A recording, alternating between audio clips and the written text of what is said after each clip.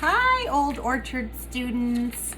I wanted to do something special for you to basically celebrate your first full week of school.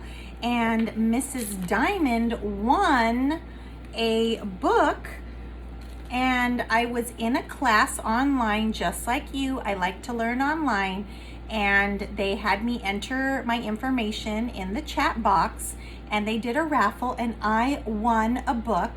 And the author who wrote this book sent it to me. So this is my first time opening it, and I wanted to read it to you and share it with you because it goes along with our PBIS program.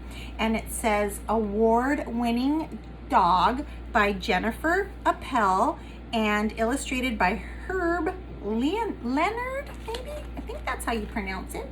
Could be Leonard. So the book is called Award-Winning Dog, and it's perfect for you. And look, the author did a dedication to me.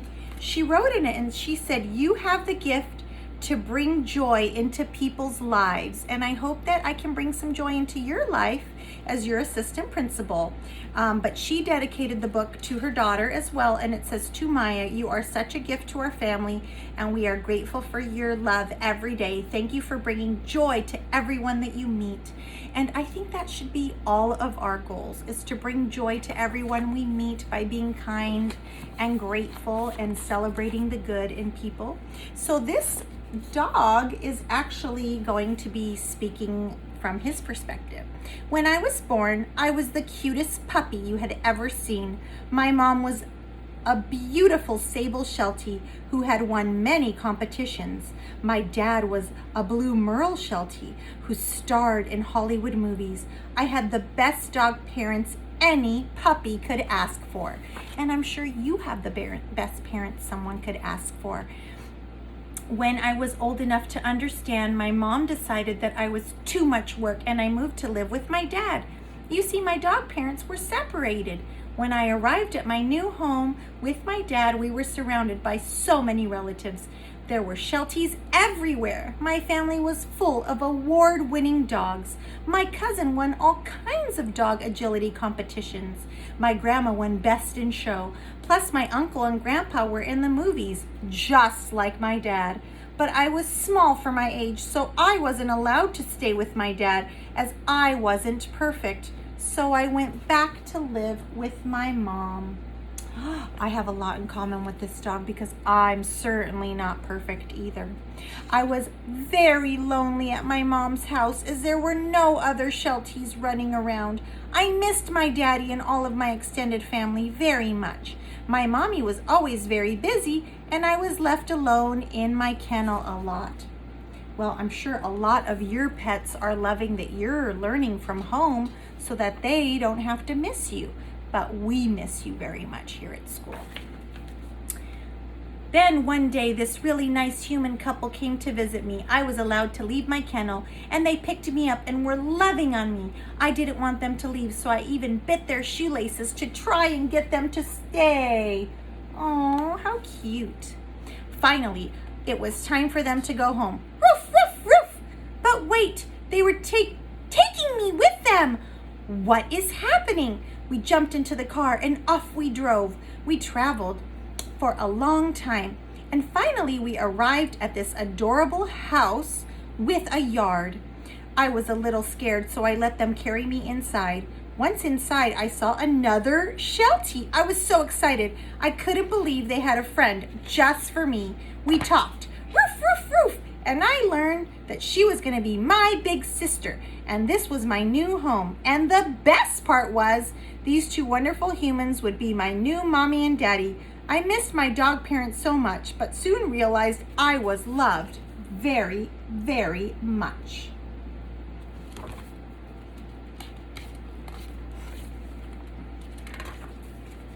I loved my family, but I didn't quite feel like an award-winning dog. Look at all these awards. My sister Ginger was beautiful and perfect. She competed in so many beauty competitions and was an AKC winner Sheltie. She walked with perfect posture. She never got dirty. That's my ice machine, if you hear that. She was always flawlessly groomed, and she was just the right size. Wow, she is beautiful. I hope she's nice too, because that's what's important. I thought maybe I should try to compete and be just like my big sister. She's too small. She's not pretty enough. Look at her fur. Does she ever brush it? She doesn't walk correctly. But the judges were so mean, and they yelled, "She will never be an AKC champion." Am I ever going to be an award-winning dog? I don't know that that's the most important thing. I think other things are more important, like being kind. I was so bad, but then I thought I'm sorry, he did not say I was so bad. I was so sad, but then I thought about my friend Sammy, who was a sheep herder. She was so great and helped the farmer with all of the sheep, so I went to see Sammy to try sheep herding. Sammy was very fast and accurate. She could run a perfect circle and get all of the sheep to listen and follow directions. She was a true leader. I started running and asked the sheep to follow me. "You're not a leader. We will never go in the pen for you. You don't have a good stop. You are definitely not fast enough. Your flanking is terrible." But the sheep wouldn't listen. They said, "Oh, our handler will never trust you." Well, maybe that job's just not the right fit. We can't be perfect at everything. Well, we can't really be perfect at anything, but we can't be great at everything. Maybe I will never be an award-winning dog. What will I do? I will never live up to my award-winning family. Based on the illustration, how do you think this doggy feels? That is when I saw my friend Elta, who was training for her next agility competition. I thought, that is it. I will be the best agility dog in my family. Elta was so fast, and her mom was helping her run through the obstacle course. She was doing angled weaves, jumps, running through tunnels, and she even went over a teeter-totter. When it was my turn, her mom told me I could follow her lead and run through the obstacle course. I started with the jumps, but I felt my back leg and I heard a crash bang. I knocked over all the poles. You don't have a good flow. You're too slow. Then the tunnel was next. I'm afraid of the dark, so I got scared and ran back out.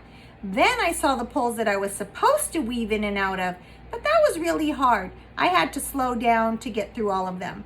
When I finally got to the end, I heard the other moms making fun of me. They left.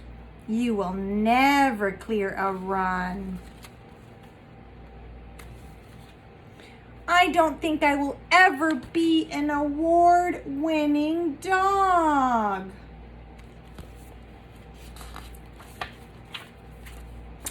What do I do? I'm not good at anything. My family's full of award-winning dogs, and I can't do anything special. I decided to go to my favorite walking path and see some of my animal friends, hoping they would cheer me up. I was strolling along when all of a sudden, rabbit, squirrel, and duck came hopping, running, and waddling up. Maya, what is wrong? You look so sad. How can we help? We sat down next to the pond and I told them all about trying to live up to my family name and becoming an award-winning dog. I tried dog competitions, sheep herding, and even agility. I wasn't good at any of those things. Mrs. Rabbit said, Maya, you are good at so many things.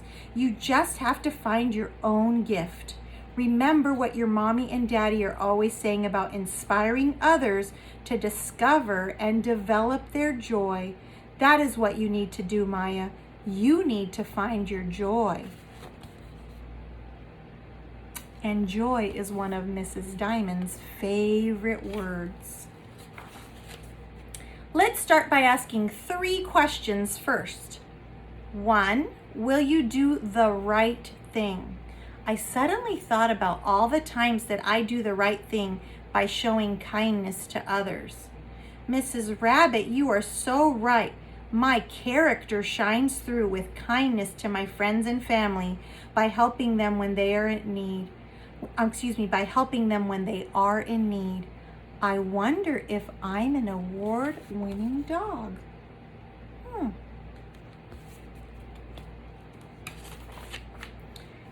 Mr. Squirrel said, "Okay, my turn. Question number 2.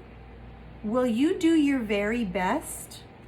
Then I remembered all the children that I get to see every week at the local elementary school.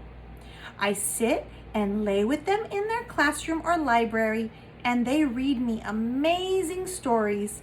I always make sure to listen and look at all of the pictures. I love when they read to me. If they make a mistake, I never bark or growl. Instead, I simply look at them and help them to read the words. They mean so much to me, and I love helping them.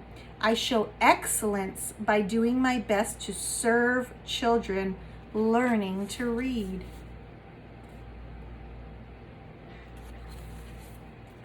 Maybe I'm an award-winning dog. Maybe.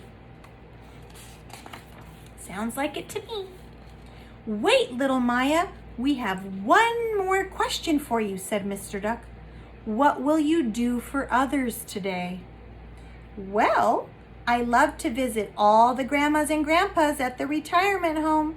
They are sometimes really lonely, and I love to lay with them in their chair. Oftentimes I sit by them while they tell me all about their lives. They are so interesting. I'm always attentive and let them pet me as much as they want. They are also really good napping buddies. Sometimes we fall asleep for a little while. I'm serving my community every day by showing empathy and listening to all of these amazing folks and bringing happiness to them. That sounds amazing. Duck, rabbit, and squirrel cheer. See, Maya, you don't have to be the prettiest, the fastest, or have the best agility. You already are an award-winning dog because you show kindness, service, and empathy to others.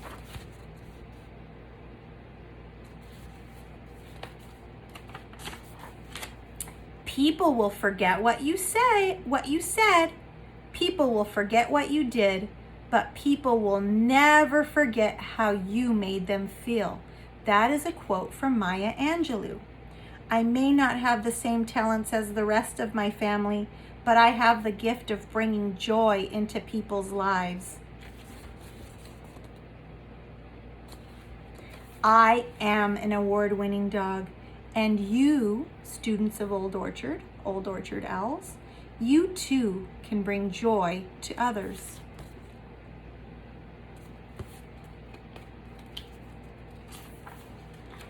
Wow, that is so wonderful.